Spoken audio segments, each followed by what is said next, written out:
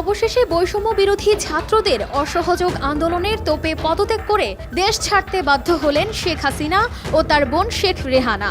বেলা 2:30 নাগাদ সামরিক হেলিকপ্টার 7682 নিয়ে সপরিবারে গণভবন থেকে বেরিয়ে যান। পরবর্তীতে ভারতের আগরতলার উদ্দেশ্যে দেশ ছাড়েন বলে জানায় বার্তা সংস্থা এএফপি এবং বিবিসি।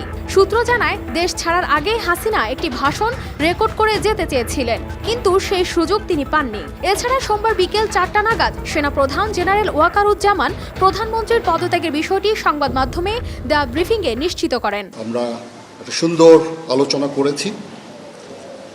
সেখানে আমরা সিদ্ধান্ত নিয়েছি যে একটা ইন্টারিম গভর্নমেন্ট আমরা ফর্ম করব এবং ইন্টারিম গভর্নমেন্টের মাধ্যমে এদেশের সমস্ত কার্যকলাপ চলবে।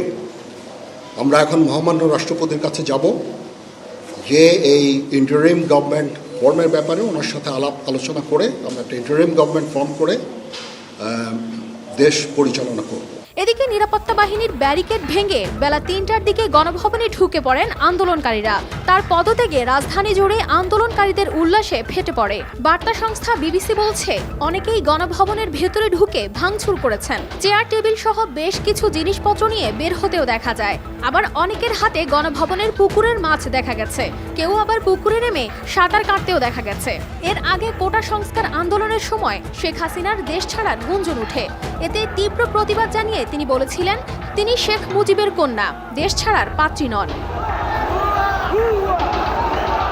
কানিস ফাতেমা শিমু, RTV।